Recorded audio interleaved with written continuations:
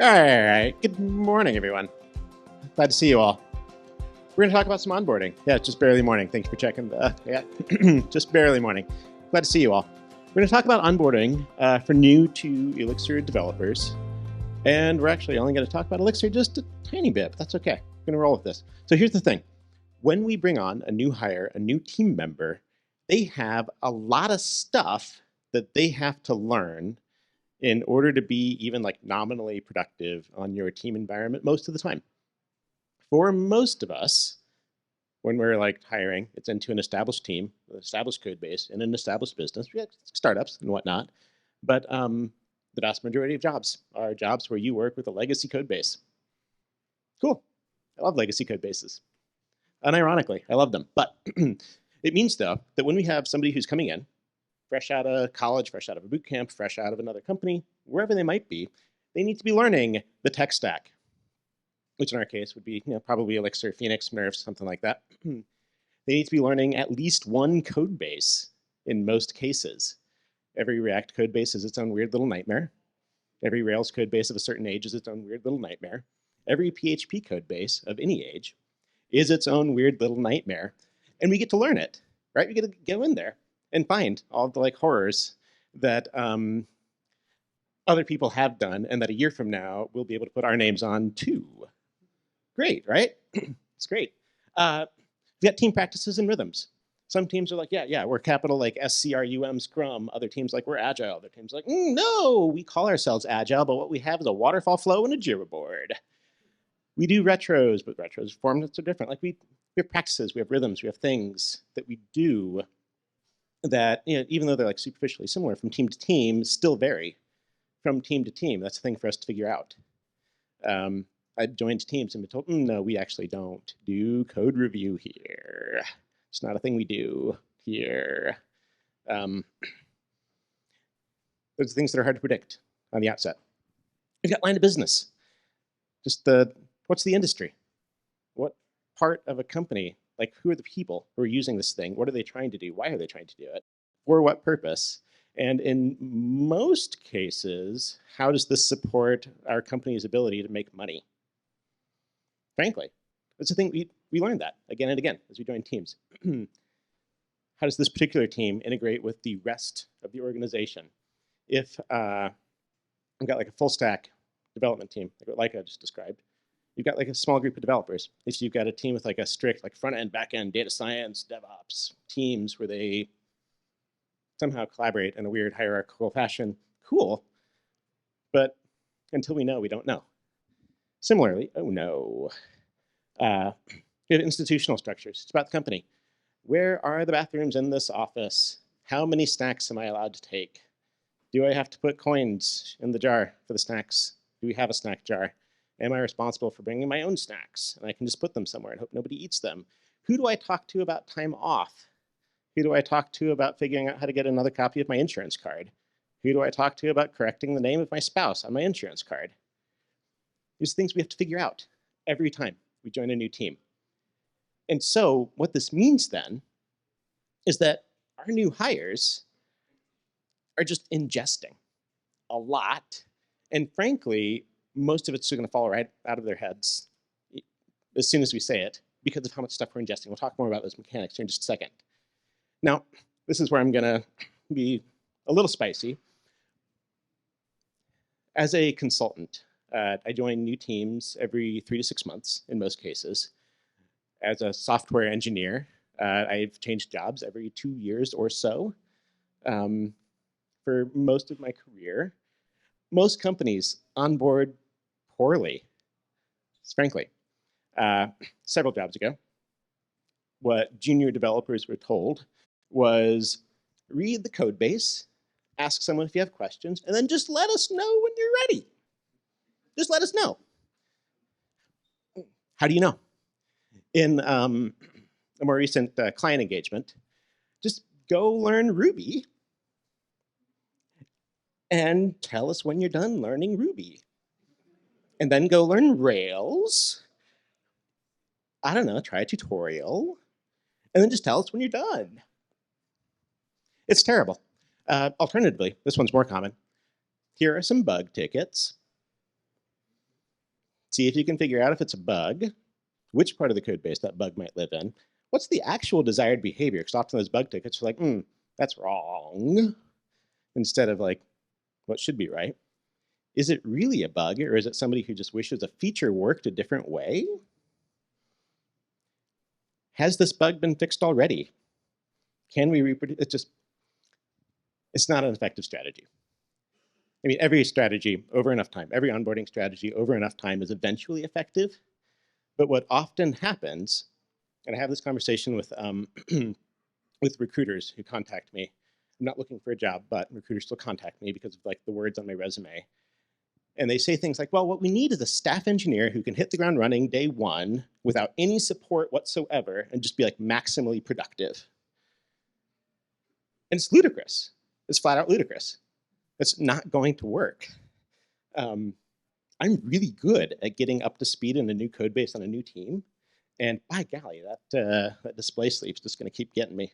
I'm really good at it. But maximally productive day one, nope. Unless my maximum is extremely low, which frankly it could be, but it's just not going to work. It's not going to happen. By contrast, so I worked with Chris Nelson, who's sitting over here and who's far too kind to like insert himself into this talk, but I'm going to do it for him, on our apprenticeship program. And what we've gotten here is so sorry, a bit of background. I was a teacher for a bunch of years before I was a software developer. And so like teaching and being in front of people, I'm like, oh, let's work on some learning. That's just my natural frame. That's my hammer. And so every possible problem just feels like, what if we have a class about this? Not always correctly, but so we work on this apprenticeship program. And we've gotten to where, very junior developers fresh out of boot camp, yeah, cool. You're going to be up and running in a couple of months. We've gotten, in other contexts, to where with like mid-level developers, I can get a mid-level developer up and running on a team in about 4 weeks. What I often hear from recruiters, from engineering managers, from staff engineers, is things that are closer to, well, it takes about 6 months for people to like really get going here, because we don't have time to support them, because we don't have structure to support them. Those are the frank conversations that I get to have. So, but it gets worse. Onboarding poorly is, thank you, is expensive. Onboarding poorly is expensive. The average tenure right now of a software engineer at a given job is about 20 months. So about 20 months, just shy of 2 years. If it takes us 6 months for someone to get up to speed, that's what, just under a third of the time that they have with us? That's a lot. And so the industry response is, well, we're just not going to hire juniors. We made the mistake. We hired a bunch of juniors. We invested a ton in them, and then they left. After 2 years, they were gone. Man, that sucked. So we're only going to hire mid-level engineers. But those folks, they stuck around. They took them about 6 months to get up and going. And they're like really productive for a good year, maybe 14 months. And then they left. Man, that sucked. So now we're only hiring staff engineers who can hit the ground running, day one, maximally productive. And for those 20 months or so that they're here, wow, they're really going to go. Right? It's expensive.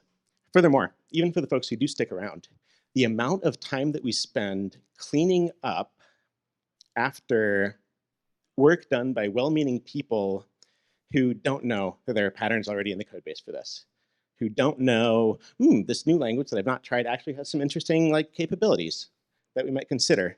We spend a fair amount of time cleaning up after that, or fixing work. So it's not just like a person, it's a lot of people. And it gets expensive after a while. That's not, the most interesting reason to do onboarding well, but it is interesting to people who care about budgets. And those are people who often get to make decisions. Now, the big goals of an onboarding program, we have 2 of them. One is when I've got a new person on my team, I want them doing interesting work. And when I say interesting, not just to them, but like to the business relatively quickly. I don't want them thinking, I've got a collection and I know how to use active record to iterate over an array, but by golly, what do I do with the enum module and where does the function go? I don't want them thinking about those things. I want them to know them. The second piece, and this piece I think is even more interesting to me, is I want to expand the pool of hireable candidates. Elixir is a great language. There are more people who want to work in Elixir than there are open jobs. But I keep getting messages from recruiters with things like, I'm looking for someone who's got 7 years of experience in Elixir. And there's a bunch of great candidates who would do good work there who, because of the facts of our industry, don't have 7 years of experience in Elixir. But those folks are worth hiring and are frankly, in many cases, better choices to hire than I am. So with the onboarding then, we're looking at building capabilities. We went earlier, I made the joke like, well, just go learn Ruby, go learn Elixir, and just tell them back when you're done. There's no endpoint there. We don't know a reasonable endpoint. I can read so much documentation. I can do a bunch of things, but there's not actually an endpoint to like understand. Understand is a terrible verb. What we're more interested in though is building capabilities. If I've got a live view application, as an example, the capability that I care about might be create a form rendered in a live view page with a submit event handler that then exercises some business logic, a bounded context somewhere, and ultimately inserts a record or updates a record using ecto. Like that's specific and precise. I can tell if someone is able to do those things. On the other hand, so you understand live view, right? There's not a good answer to that. There's a terrible, there are a bunch of terrible answers to that. There's not a good answer to that. It's not specific enough to be useful. And so, and what I'll hear sometimes is like, well, developers should be able to figure it out. Yes, developers should be able to figure it out. The question is, if we've got a relatively fixed budget of time, let's say, I don't know, 24 months, 28 months, 32 months, something like that, before folks probably move on to their next job. If we've got a relatively fixed budget of time, how do I want to use that? Do I want to use 6 months of that for folks to like figure stuff out and kind of fumble their way through it? Or do I want to use 2 months of that or 1 month of that in something that's much more focused, much more directed, building very specific capabilities so that we can get folks doing more interesting work, hopefully more interesting to them, hopefully more satisfying to them, certainly more interesting to the business. The choice feels fairly clear to me, and explicitly, I'm coming down in favor of like structured onboarding, as opposed to figured out. Either way though, you're gonna have to spend the time. You're gonna have to spend the time supporting the learning if you want to be able to hire new folks. Having a job description like, well, I want someone with 8 years of Elixir experience who also deeply understands veterinary accounting, you probably know everyone who meets those categories, if that's what you're looking for. You probably already know them. They're probably already working there. And so we're gonna have to spend the time. Or we're going to have to leave positions open, or we're going to have to make like poorly supported hire after poorly supported hire after poorly supported hire. Now, in order to figure out how to support some learning, we should talk about how learning works. There's a couple of things, and this is where like, my teacher hat comes on. One thing is that we've got a limited amount of working memory. Working memory is like the stuff that you're thinking about. And generally, you can count on about 4 buckets of things. The buckets themselves can vary in size. If I'm real good at live view, then writing a live view with some templates, some event handlers and things like that, that all fits in just one bucket. I can just do it. All fits in one bucket. On the other hand, if I am not particularly good at live view, each of those things is going to be like conceptually in this model in its own. So I'm going to need to go spend time like, okay, I need to make a new live view. How do I do it? Okay, I need to do something with routes. Where do I do that? I need to do something with the event handlers. Do I want to handle event? Do I want to handle? And so those lack of mechanical fluency means that we have fewer things that we can fit in our heads at any given time. Ditto for just overly complex code bases. I had a job several years ago where I was writing glorified SQL reports. I was writing SQL reports. And depending on which person in the department we supported was requesting the report, we gathered values from different tables. The tables carried mostly the same data, but there were deep internal battles about which table was the right table, like the one true table. Yeah, it was great. And so in my head, as I was writing these SQL reports, it wasn't like, okay, I need to do a window function. It was, will the accountant yell at me if they see that I'm grabbing from this table instead of that table? So that was brain space. That was one of my buckets that was not used for other things, more interesting things, more like useful to the company things. And this, imagine driving a car. You're navigating in a brand new city, trying to figure out where you go. A common move is like, I'm going to turn off my music in order to like limit the amount of stimuli. I'm going to ask everyone to just stop talking in order to limit the amount of stimuli. A common move, same thing. We're avoiding cognitive overload. Similarly, we just kind of talked about this, like proficiency and mastery. Again, the better we are at a thing, the bigger a single bucket can be. The number of buckets, 4, that's roughly fixed. But the buckets are infinite-ish if we're really good at stuff. And so with that, the better we are at things, the more interesting choices we can make. If I'm real good at live view, I can make more interesting choices with live view.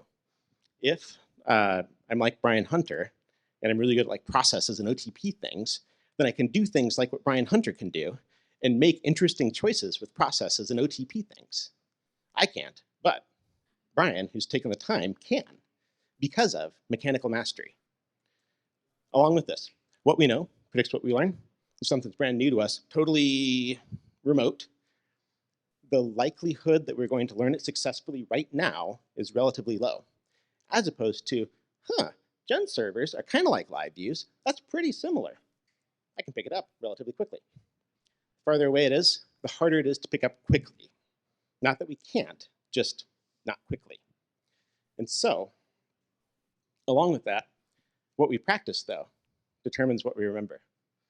A real common mistake is, all right, everybody, we're going to switch to a Phoenix application. We're going to switch. So everybody go do some Elixir exercises now, and in 4 months, we're going to switch. 4-month gap.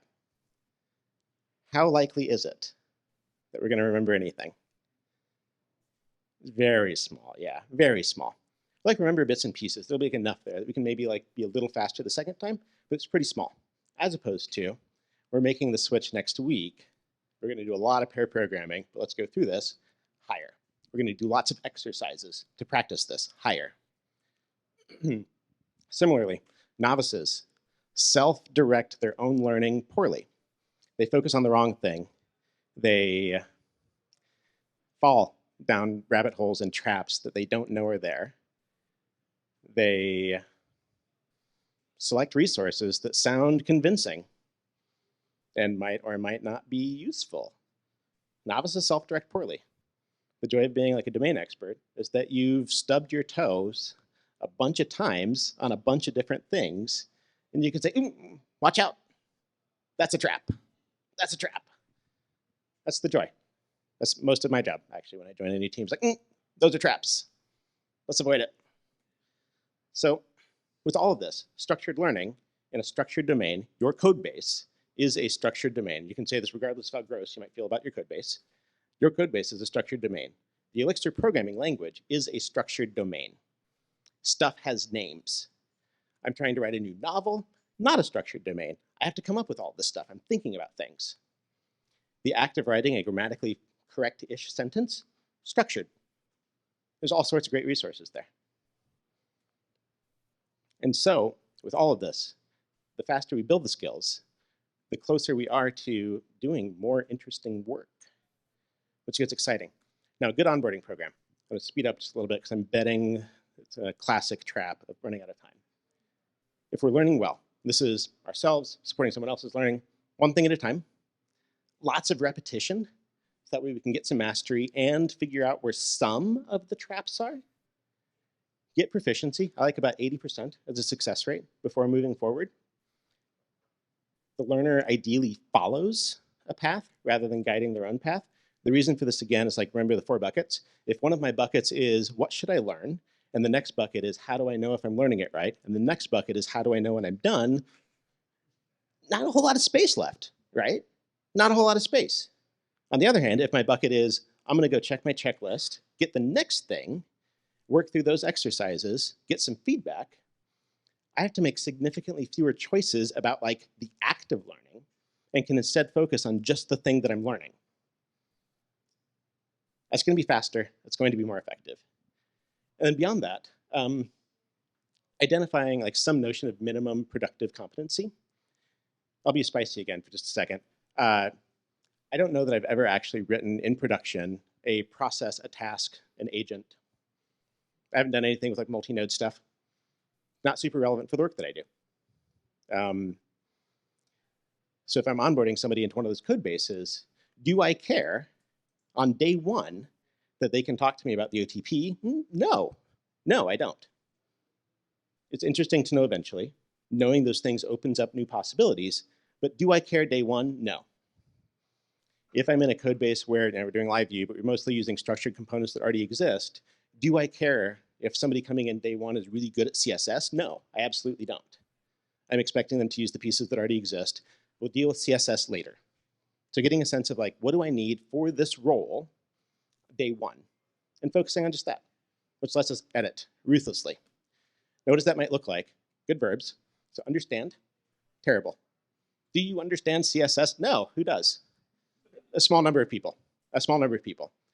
It's different than, can you, given a mock-up that looks like this, recreate it using CSS that's somewhat semantic? Yeah, sure. Those are different questions. Those are very different questions. And so with this, imagine that we've got a description like this. Given a live view form, we should have on submit, a handle event gets called that calls, eventually inserts a record or displays some errors. There are pieces here that we can break apart. And this is where we're getting to like, what is the useful artifact that I give to my new folks to help guide their learning? And so we map recursively down. We turn the sucker into a list. We make a form with a handle event, with code that inserts the change set and redirects to a show page, and we have some error display on failure. And we can break those down further. So creating the form requires that I have a change set that I can put in the assigns on mount, requires that I have some form inputs and a form element. We can break this down even further if we feel so inclined. So just defining the new change set, for example, that requires that somebody knows what a change set is. This is different if they're coming from like an object-oriented paradigm. We just like instantiate the object, and then do stuff to it, and then tell it to save itself. That's different than the change set paradigm, right? It's not that different, but it is different. But then, so describing a change set, given an existing ecto schema backed by a table, make a change set. Given a schema, make a change set with some incoming params and see what those look like, and examine like the changed values. Apply some validations. There's things that we can do. We can break these down. And what we end up with is a great whacking tree, or at least a graph. Probably a graph more than a tree. A great whacking graph of stuff that then we turn into a list by grouping it in some somewhat sensible way. The actual groups don't matter a ton. Group in some sensible way. I can give this to like a mid-level engineer who maybe's like dabbled a little bit with Elixir. And I can say, hey, take a couple hours, figure this out. I'll check in with you every 45 minutes or so, and we'll work through it. Where we describe the change set. We write functions that check for validations. We write validation functions. We make a custom validator if we feel so inclined. We, given a change set with some errors, pull the errors out. Given a column that we might need to add, we write the database migration, add the column, do this. We do this in a breakable toy. We do this in a thing that we can easily throw away. And we can spend a little bit of time with this. Lots of practice. All right, We have this incoming number field that doesn't matter in a throwaway code base. Let's check to see if it's less than 10. Let's check to see if it's greater than 100. Let's check to see if it's not odd. Let's check to see if it's not even. I mean, there's things we can do here of just like getting enough mechanical practice that the next time somebody has to write like a real validator, they say, oh yeah, I've done this. Will they still need to check the documentation? Yeah, of course. I still need to check the documentation because I never remember the name of, like, whether this is the name of the thing in ecto or an active record. So I have to check the documentation for that. But I know what I'm looking for, as opposed to like, something somewhere needs to go into a table, and how? There's a difference between like, what is the name for this thing, and I'm not sure how to solve the problem. Those are different. And the joy, this is why I really love checklists. I like checking them off. I like being able to show them to let other people check them off. And so we can move kind of quickly. Now, the learner has to practice. Ideally, they practice a bunch of times. They get feedback. And then the other piece that I probably be useful talking about, a mistake that we can commonly make is like, here's a document, here's a diagram that describes everything. Read it. Not gonna work. It's not gonna work. It isn't. But on a whiteboard, we're going to draw together and narrate this document describing, this diagram, describing a sequence, describing a business flow, describing something. That's gonna stick. That's gonna stick. Drawing together will stick. But really, like, none of this has to do with Elixir. I really love Elixir because of its relatively small surface area. Elixir is a much smaller language than C# or JavaScript or Java or Ruby. It's just as powerful, if not more powerful, but it's smaller. And because it is smaller, there's less stuff we have to hold in our brains. Because it is smaller, if we know the tools well, we can combine them, and they're meant to be combined. They're meant to be combined. We can combine them in all sorts of really awesome ways. So I've had significantly more success onboarding new Elixir developers relative to like Ruby or Java or JavaScript. Significantly more success, usually because your average Elixir code base is simpler. There are fewer like tightly coupled pieces. It is simpler. With all of this, good for cognitive load. Now question, obligatory. What about LLMs? What about ChatGPT? Do we need a training program if we have ChatGPT? That's good, great question. That was a worthwhile question, common question. My response to that is like, no, don't. Tools like LLMs are great if you have the domain knowledge to evaluate the correctness of the output. A novice does not have that. When I've got folks who are learning a new language, it's like, yeah, if you're trying to understand how a piece of code works and I'm not available, and none of your other colleagues are available, sure, put it into ChatGPT and see what comes out. But don't trust it. Don't trust it.